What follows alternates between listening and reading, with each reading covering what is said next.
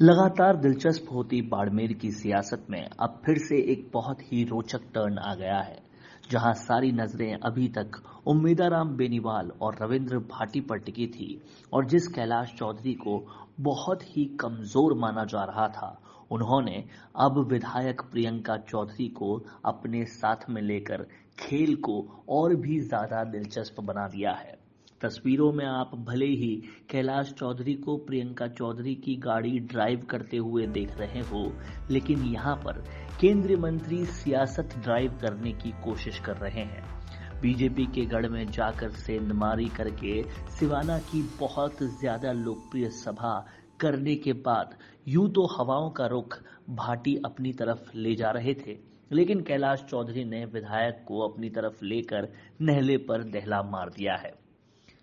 अब जहां एक तरफ कैंपेनिंग के साथ साथ केंद्रीय मंत्री चौधरी को लग रहा है कि प्रियंका चौधरी का साथ पीएम मोदी की सभाएं केंद्र बीजेपी की आलाकमान के दिग्गज चेहरों की उनके लिए कैंपेन स्थिति पलट देगी और कैलाश चौधरी के लिए जो चुनौती बनी हुई है वो कम हो जाएगी, तो ऐसा सोचना भी गलत है। उम्मीदाराम बेनीवाल से काफी बड़ा चैलेंज कैलाश चौधरी के लिए रविंद्र सिंह भाटी बने हुए हैं। सियासी गलियारों में दिग्गजों का कहना तो ये है कि भाटी की जो चाय जयपुर और उदयपुर में अधूरी रह गई थी, उन चुस्कियों को मान मनोवल के बिस्किटों के साथ भाटी को दिल्ली में खिलाना चाहिए। जबकि एक धड़ा अपनी राजनीतिक सोच से ये भी कह रहा है कि हमेशा अपने सरप्राइजेस से सियासत को चौंका देने वाले मोदी जी के पिटारे में अब भाटी के रूप में एक नए केंद्रीय मंत्री की जगह तो नहीं बन रही है। और क्या इसे राजस्थान के एक युवा नेतृत्व के उदय के रूप में तो टीम मोदी नहीं देख रही है। इस बात को इसलिए भी मानने का मन करता है क्योंकि रविंद्र सिंह भाटी की विचारधारा तो हमेशा से बीजेपी की ही रही है और जिस तरह से पीएम मोदी अपने टीम के अग्रणी लोगों में कुछ गुणों को देखते हैं, वो सारे गुणों से परिपूर्ण नजर रविंद्र सिंह भाटी आते हैं। तो गेम कैलाश चौधरी ने बड़ा खेला है या फिर उस गेम को सामने रखकर पीछे से टीम मोदी ने रविंद्र सिंह भाटी के रूप में एक ऐसा रणनीति से भरपूर दाव खेला है कि जिससे मोदी जी के फैसलों पर पब्लिक की आस्था और बढ़े।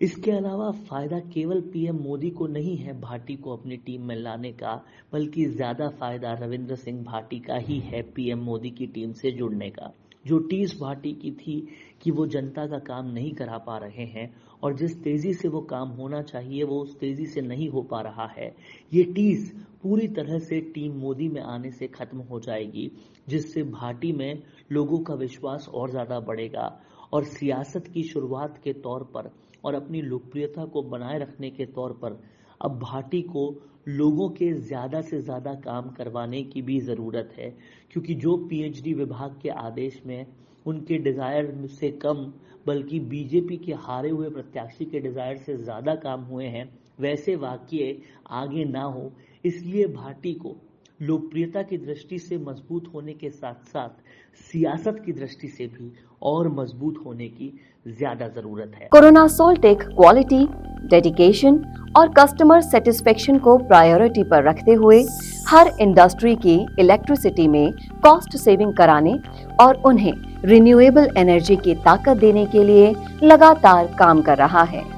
क्योंकि कोरोना सोल्टेक में हमारा मानना है कि देश के रिसोर्सेज को सस्टेनेबल बनाने के लिए जरूरी है कि हम सबका उसमें बड़ा कंट्रीब्यूशन हो।